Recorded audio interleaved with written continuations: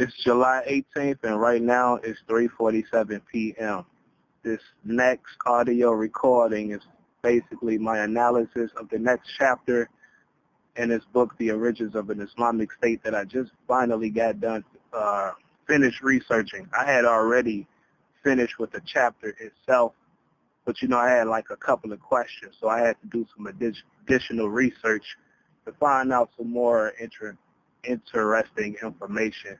Because based on the dialogue between Muhammad and these two monks that were sent to him from this place called Najran, which is what the chapter is about, I was kind of curious. I'm like, okay, all right, they obviously were Christians, as the chapter talks about, but I wanted to know, like, the origin of how that religion got spread into Najran.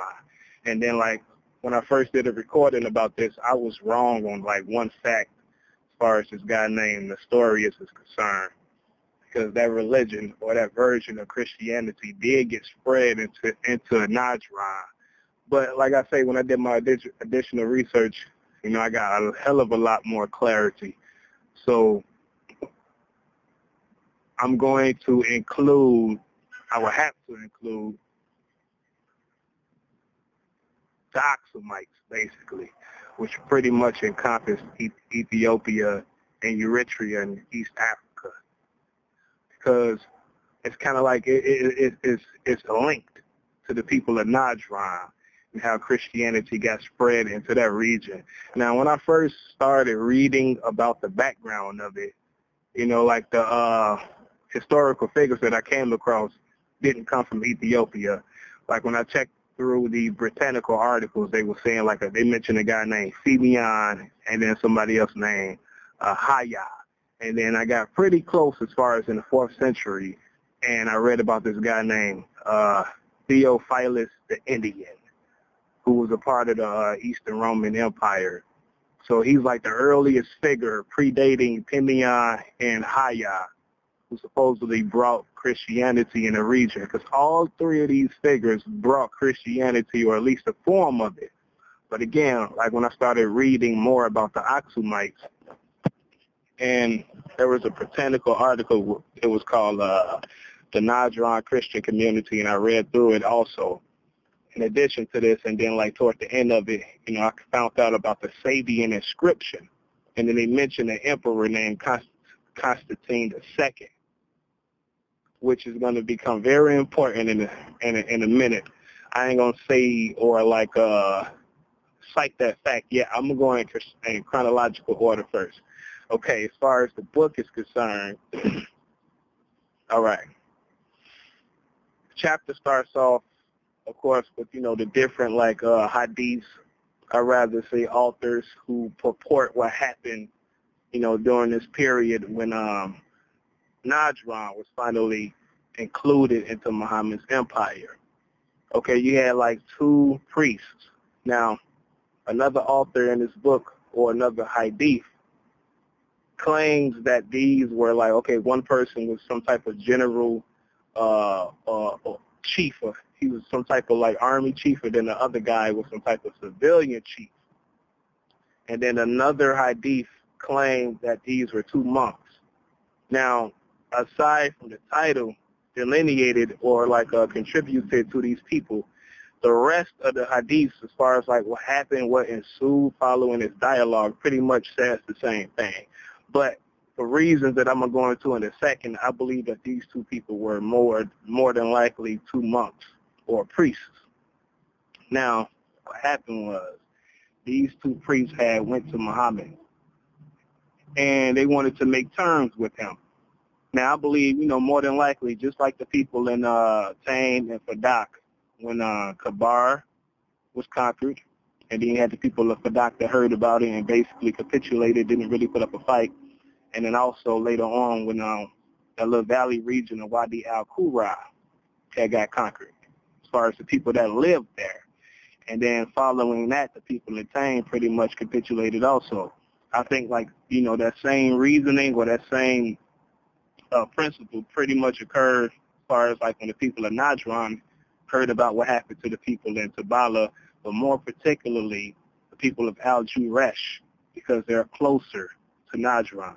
Al-Juresh is like within this region called the Sadar region in Yemen, though, in southwestern Yemen, which is only like about 83 miles south west of the people in Najran.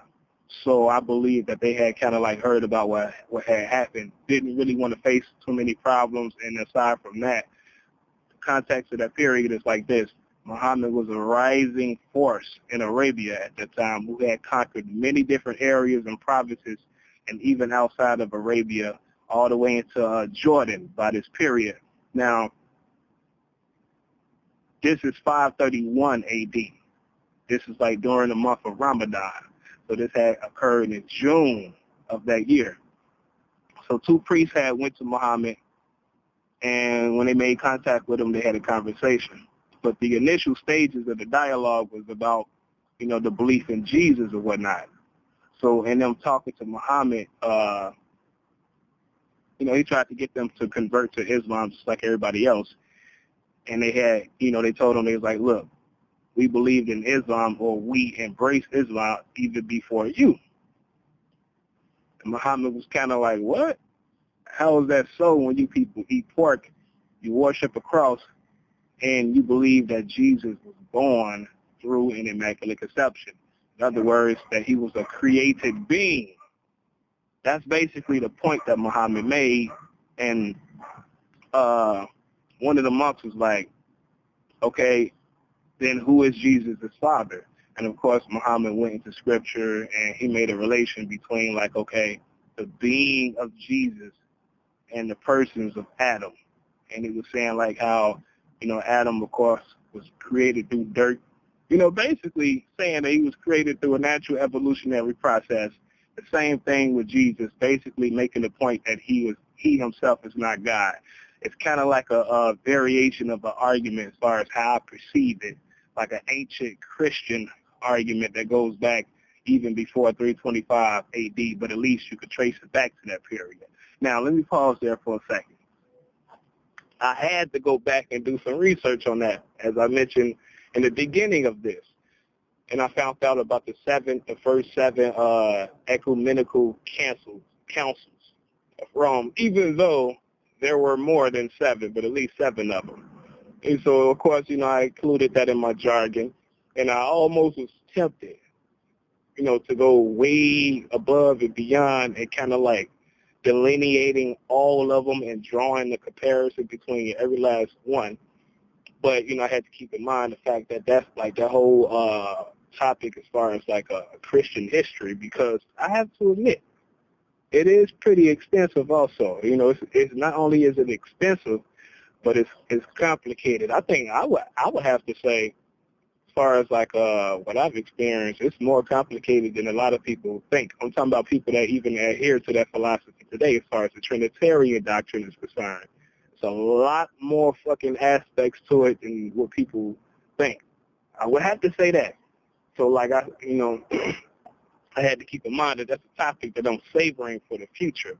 But I, thought it was a good idea to get a little bit more familiar with it, at least now. But at the same time, in me doing my research, what I found about Ethiopia and then leading up into the 7th century, I felt like it was sufficient as far as the information that I came across. Anything else outside of that would be extra, which is not bad. But again, I'd rather savor that and give it more justice when I do a specific fucking YouTube series of blogs pertaining to one topic, just like I'm doing right now. So in other words, I don't want to go too far outside the left field. But I at least read a little, I at least included that year of 325 as far as the first council of Nicaea, that first conference, because it's relevant. So let me see how I want to put this. Okay. Before I go into that, let me just reiterate on this. And again, I talk like I'm talking to an audience. This is kind of like a practice blog, just until I get done with this book and then transition back to the next document. But again, this is strictly for my fucking thoughts and my ideas, because I'm interested and wanting to put it out there, not for me to necessarily do other people's homework. You know what I'm saying? far as the dialogue, right, what I thought was interesting is not only Prophet Muhammad's stance on Jesus, but the words within his dialogue from these two monks, which suggests to me that their belief or their conception or their notion of Jesus, as far as the doctrine of it, from their point of view, may not have been that much different than what the Islamists of that period believed. But it's going to get fucking complicated. In other words, I don't think they necessarily believe that Jesus was of the same substance also. And as far as their history and what I'm privy to, it probably wasn't initially a doctrine that they espoused, but when I get into the other characters and what they brought into the region, I think, they kind of like a little modification had occurred. But at least by that point, when they had that dialogue with Muhammad, I don't think they believed in Trinitarian doctrine. All right? Now, that's the foundation I want to lay right now as far as my premise. Now I'm going to go into the history of how Christianity was brought into Najran before I tie it all together. Not necessarily tie it all together, but kind of like flesh out my perspective on it more so. Okay. Going back to 325 AD. The emperor of Rome during that time was a guy named Constantine. And, you had these like little warring philosophical Christian philosophies, but there were two main interpretations during that period. Now, the term, the non-Chalcedonian doctrine or the non-Chalcedonian philosophy was not coined yet. Not yet. By the way, Chalcedonia was also in Turkey or Anatolia, but it wasn't coined yet. But essentially speaking, the people believed in the same interpretation, which is the Trinitarian doctrine. So you had another guy during this period, around 325 also, his name was Arius. He had a different way of looking at it. Now, I'm not sure if his way of looking at it was completely unique or if he had drew upon authors and sources prior to him, and then later on his view kind of like protruded beyond the rest, and then they coined it and they call it Arianism. That part I'm not sure, but at least around this period, he had a pretty good following as far as his school of thought. And so people was kind of like conflicting or quarreling about it. So Constantine kind of like wanted to settle the issue. Now, again, this is within the Eastern Roman Empire more so. So he had set up a conference in Nicaea, which is also in Anatolia/Turkey. And he had the conference set up for 325. I forget what month. I think it was April of 325. Now, the Pope at that time, there was a guy named Sylvester. He couldn't make it. So he had to, they had to bring in one of his papals or like a substitute. But this guy came from Spain. His name was Hosius, Saint Hosius. He was from Iberia.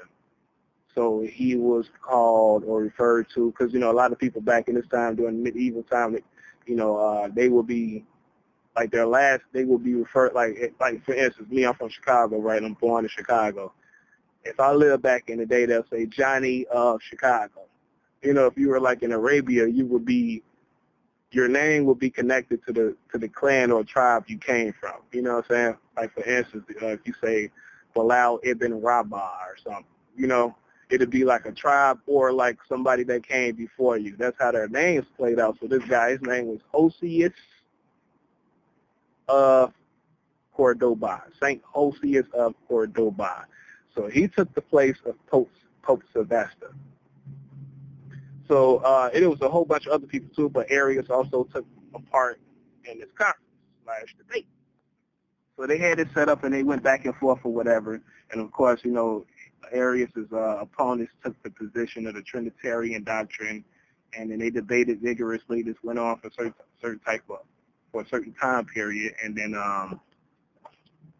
toward the end of this conference, Constantine condemned Arius and not only condemned him, but he got exiled. And that's when they set up their canon laws and came up with what was, or kind of coined it all together as constituting the Nicene Creed. Now, what was interesting is that not only did they officiate the Trinitarian doctrine, and not only made that the religion or the official interpretation of the Catholic Church, but also the official religion of the Roman state. It's the first time that happened. Because like I say, when I was doing my research, you know, as far as what I read about, Armenia is supposedly the first place that officiated Christianity as a state religion before 333 AD when the Oxamites did. But you know, they didn't give like a specific date, so I'm gonna say that Rome was actually the first, and then the people of Armenia were the second. So that's the first time this had happened. Now they also set in stone the holiday of Easter, which everybody follows today. And me looking at it is basically just further validation of the fucking Trinitarian doctrine. You know, Jesus, he died. You know, Jesus was the personification or embodiment of God in the flesh, going through the Immaculate Conception, rose on the third day after his death. That's what that holiday pretty much celebrated. So all of that was kind of like set in stone. And even though Arius did get exiled, he was later on, him and somebody else, another guy named Eusebius of Nicomedia, which is also in Anatolia, and actually it is south, because it's not that really far from Istanbul or actually Constantinople. I think it's southeast of Constantinople. Yeah, Nicomedia. Anyway, Eusebius, him and Arius later on got like they were able to re-enter or got like basically got permission to rejoin the fucking Catholic Church, basically, under one stipulation that they had to accept the Nicene Creed, even though later on Arius continued his philosophy, and it not only continued, but it continued to create more followers of people that espouse that philosophical doctrine of Christianity. Now, the interesting thing about this, and I got to mention, is that Constantine I, he had died in 337, all right? His son had came into power during that same year, 337. But see, the thing is, based on what I read, he leaned toward that philosophy of Arianism. You get what I'm saying? So it wasn't just like, you know, people within the populace or the commoners who still kind of believed in it, but you had like enough people to the point where Constantine II kind of entertained the idea of creating another conference, another council, even though he himself didn't live to see it. So that's kind of like the political context as far as like that period is concerned. Now, not even fast forwarding, but going to Ethiopia and Eritrea. Okay, you got the Oxamites back then. Now, they were not monotheists at this point. In 325, you have no form of Christianity that exists within that region at that point. Now, the Negus, or the king of the Oxumite kingdom during that time, was a guy named Ezana. And he had came into power 5 years before this conference. So it's, 320? And then he died, or he ruled for about 40 years, so he died in 360. Now, I'm going to add this. So-called, before this occurred, and I'm trying to think, should I add Armenia? Because Armenia really don't got too much to do with it.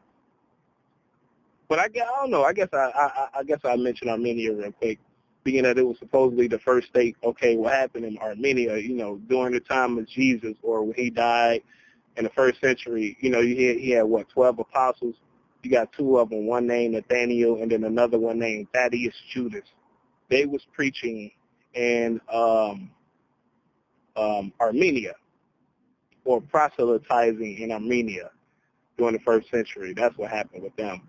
And then later on in 301 A.D., there was a guy named Gregory the Illuminator, who started preaching the philosophy of Christianity, of course, the Trinitarian doctrine.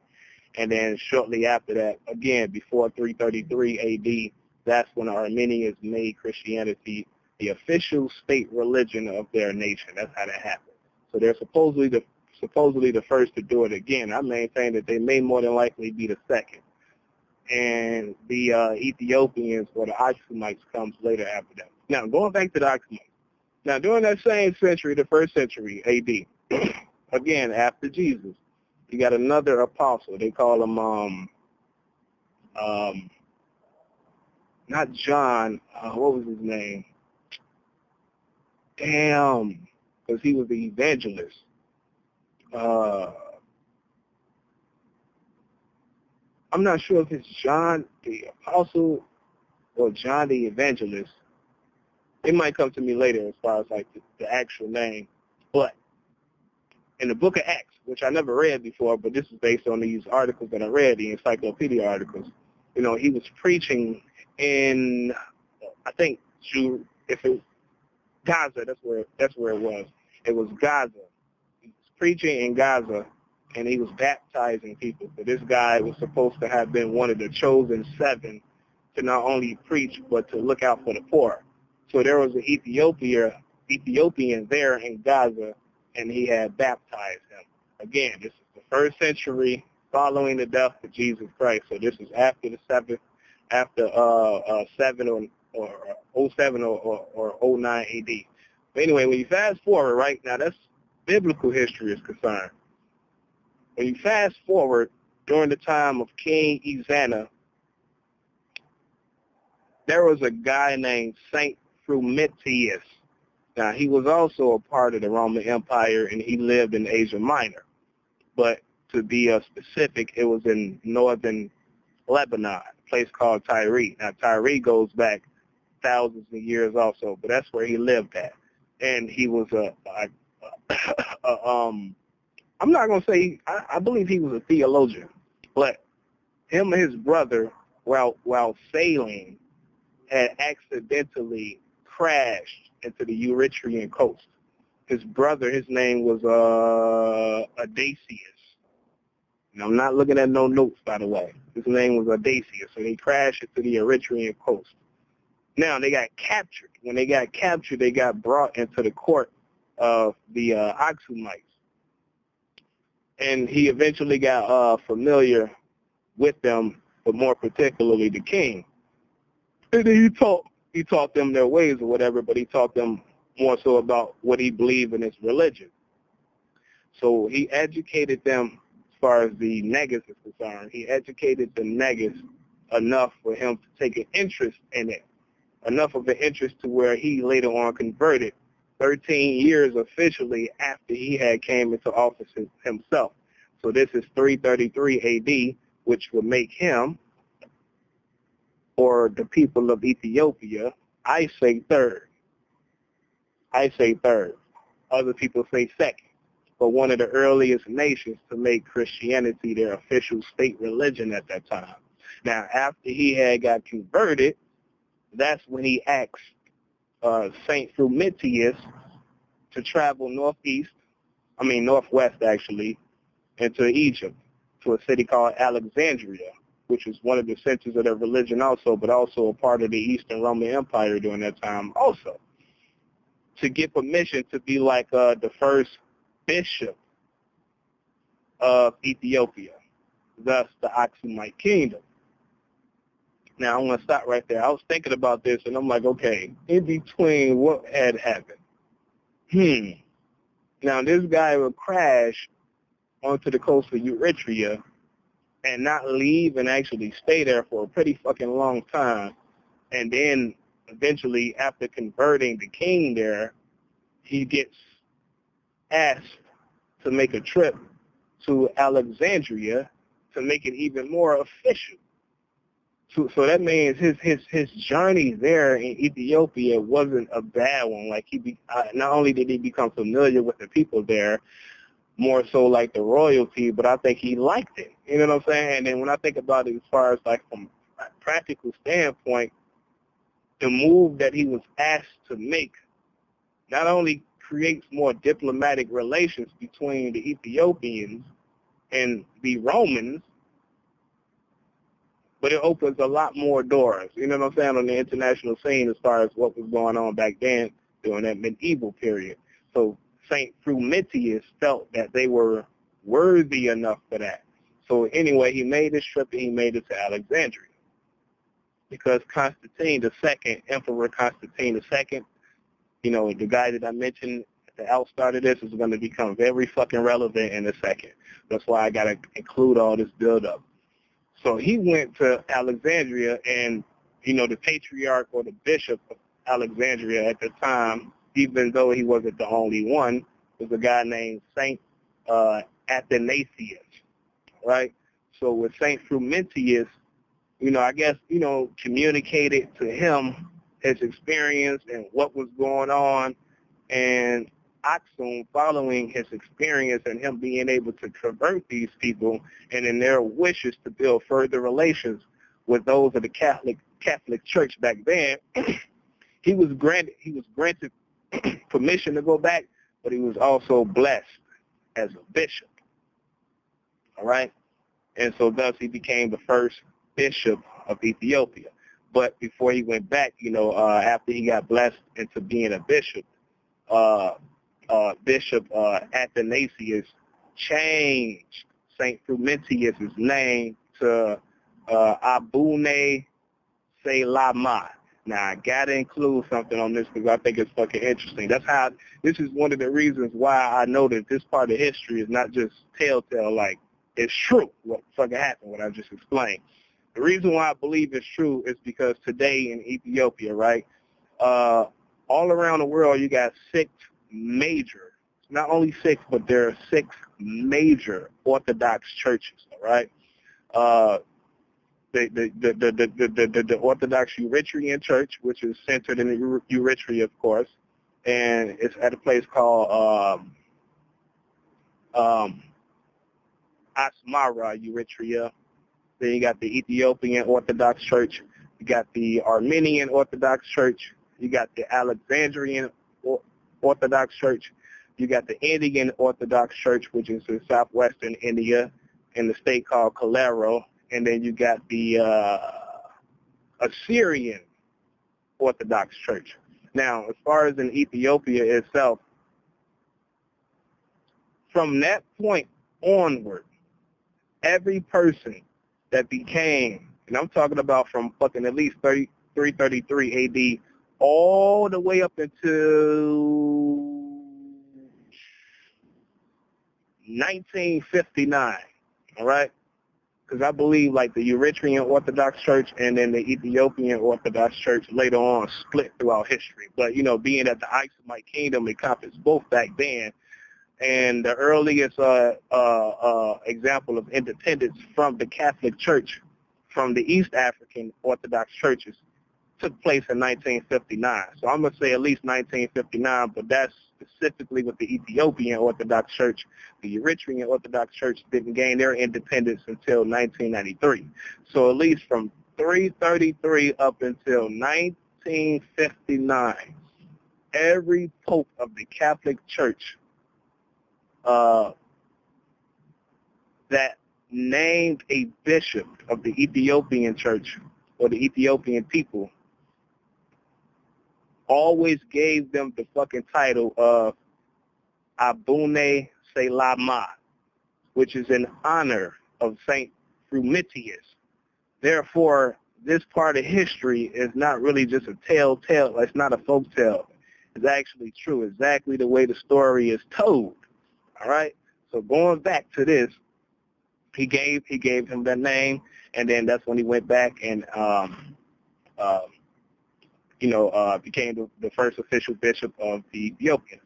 Now, another thing that I think is fucking interesting, and this is where it becomes relevant as far as the people of Najran. During this time, all right, between 320 AD and 360 AD, they were basically kind of like imperialists. I'm not saying that necessarily in a bad sense. I'm just saying like their kingdom extended far beyond just Ethiopia and Eritrea. The parts of the world that were a part of their territorial expansion was southern Egypt. Now, I'm not sure like how far beyond southern Egypt. I don't know if it stopped at Abydos. You know, I'm not really sure how far they went, but at least southern Egypt, northern Sudan, northern Somalia, which is also part of East Africa, southern Arabia, which is more than likely southwestern Arabia, and I'm going to get to that in a second, because that is relevant as it becomes to or pertains to the people of Najran, but also Yemen. Now, these are all of the lands, all right, in that period, during that time frame, that the Ethiopians and the Aksamites ruled. Now, if King Azena converted at least in 333, 13 years after he had been in office, and then he remained in office for the next, 17 years, excuse me, not 17 years, but 27 years, more than likely he spread Christianity to at least some of those places, but I'm gonna focus more so like to the east of it. So I'm talking about like across the Red Sea, all right, into southwestern Arabia and Yemen, but specifically southwestern Arabia. Now, in doing my research, right, and I'm not sure if I should go into the other characters or not, but again, when I did my research about it, the first three main people, really the only three, actually, to be honest with you, they only mentioned three, all right? The other fact that I came across was more like a big-ass hit to me, so it adds to my personal reason why I believe the Ethiopians are the first people that had actually spread Christianity to Najran. I read no article that made that point, but I'm about to explain why I think that's the case in a second. But as far as like the three major historical characters that they mentioned who did spread Christianity, or at least different forms of it, I'm going to go in chronological order before I go back to Constantine II, and then relate that to the Aksamites and them being more than likely the persons or the kingdom or the entity that actually initially spread Christianity there to the region of Najran. One person, he lived during the 4th century also. Again, he became significant after 333, but he lived during that century also. His name is Theophilus the Indian, as he is called, but he later on became a bishop. Now, let me go into the history of him before I go into the next two, which is a guy named Hayya, who supposedly brought Christianity or actually converted in Al-Hira, which is in Iraq, as I mentioned in one of my earlier blogs, along the fucking the Euphrates River. And then that's it. But I'm going to Bishop Theophilus first. He wasn't born in the Eastern Roman Empire. He became a part of it later on as a little boy initially. But he was from like a group of islands. They didn't specify which one, but it's like a group of islands. It's like southwest of Calara, and it's called the Maldive Islands. It's like 1,200 of them altogether. The great majority of them are really fucking small, but you got at least like 200 of them that are inhabitable, at least today. So he is from one of those fucking islands. Now that's within the Indian Ocean, of course. But as a little boy, you know, he got introduced. He got brought into the Roman court, and that was his introduction into their empire. Growing up later on, I want to say, see, it's hard to talk about him without including what the fuck was going on. Okay, I'm going to start from 350 A.D. Again, this is well after Christianity was introduced into the Aksamite kingdom, and then they spread it across the Red Sea into Arabia, which I will fucking prove in 1 second. Okay, in 350, Constantine II was still the king or the emperor of the Eastern Roman Empire, but you had like a little internal conflict that had occurred. There was a general this guy named Magnentius. I don't want to take a sip of my pop. I'm losing my damn voice. And again, I'm not looking at no notes. He was a guy named Magnentius. Now, this is in the Western Roman Empire, so this took place in Europe. I believe it was the region called Dacia, which is basically north of Italy. So the emperor of the Western Roman Empire was a guy named Constantine. And supposedly he has showed favoritism to those that are referred to as his barbarian bodyguards. Now, exactly who they consisted of, I don't know. I didn't go too far into it. This is more like not sidetrack, but like additional information when I was reading about Theophilus. But, the guy, Magnentius, he was like the general of this army unit who originally come from Asia Minor, but at this point they were in Europe. And, they're referred to as the Herculeans and the Jovians, all right? So I guess they were kind of some type of like, I ain't going to say superior, but, formidable military group of people that he was a general of. So they felt like, it was a lot of preferential treatment against them.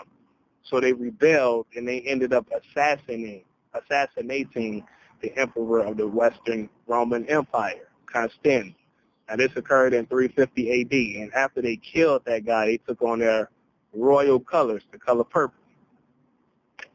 So when Constantine II found out about this, he obviously wanted to confront it. I don't see why he could not have done it while remaining on the seat of the empire, because I'm pretty sure just like today, he had advisors and people like that around him. But for whatever reason, there's another guy who was his cousin. His name was Gallop. He decided to make him the temporary Caesar of the Eastern Roman Empire. This is 350 A.D. And he seated him in, it wasn't Lesbos, that's Etius, another guy I'm thinking about. I think it was also in Anatolia where he seated him at. He had him marry his sister to officiate, his position as Caesar.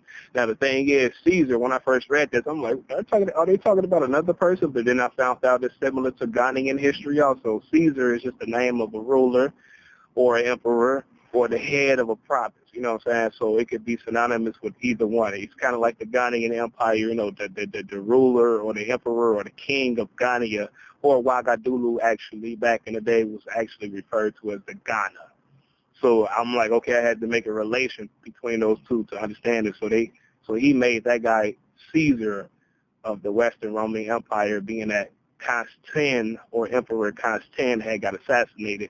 But again, he made sure Gallop remained there in Antioch, in Anatolia/Turkey.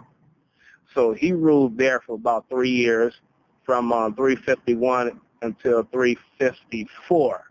All right. So the guy that had started this whole rebellion had ended up getting killed. I'm talking about Magnentius. All right, he got killed or whatever. So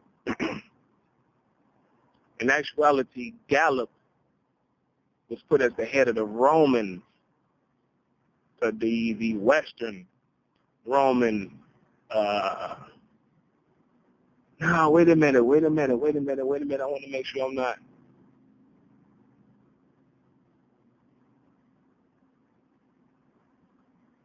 Either he was a substitute for Constantine II, and I guess Constantine II may have had to not only repel this rebellion, but I guess like take up their position there due to a opening, I guess, because of the internal conflict that occurred, or he made Gallop the head of the Western Roman Empire, but had him seated in Anatolia for safe purposes. It's either one. I'm going to say more than likely it's the first, probably. It's the former. I think Constantine II probably took that position because it was an opening. Either one, it don't matter, because I'm not trying to get too lost on that. So that happened in 350, okay? It was pretty much crushed by 354. All right. Now, Theophilus, the Indian, he had later on, after this was all settled, he had got exiled. He got exiled a total of 2 times. One of the main reasons he got exiled is because he had followed, or he was a supporter of this guy named Atheist, who was also a believer or a proponent of the Arian philosophy. Now, as I said in the beginning of this, Constantine II also leaned toward that philosophy. So when I first read about this, I was like, I don't understand why he would exile him just because he supported this guy when they all basically believe in the same thing. But it was something that, I had to consider, which is that the reason why Atheists had got exiled is because I think this shit is so fucking funny. It's sad, but it's funny.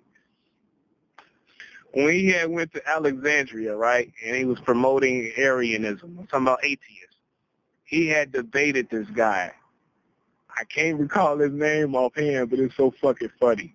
He was a theologian, but he believed in what they call that Mechanism, but it's basically like a Christian philosophy that really stemmed from Iran. But when he debated this guy, he beat him so badly that when it was all said and done, not only was it obvious that he beat the guy, but he completely uprooted his whole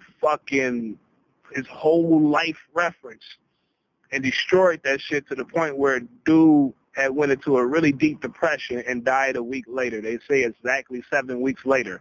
Because of that, that's the reason why Constantine exiled atheists from the church from that point. All right? Now, it's fucking funny. I don't know. It is fucking funny to me. Theophilus, the Indian, was a supporter of that guy, so that's one of the reasons he had got exiled. But he got reinstituted because Constantine II's wife had got sick, and supposedly he was pretty good as a healer, and he succeeded. He succeeded in healing Constantine II's wife, and which also brought it to mind a lot of other stuff. I'm gonna stay away from it because I don't want to get too much off the subject.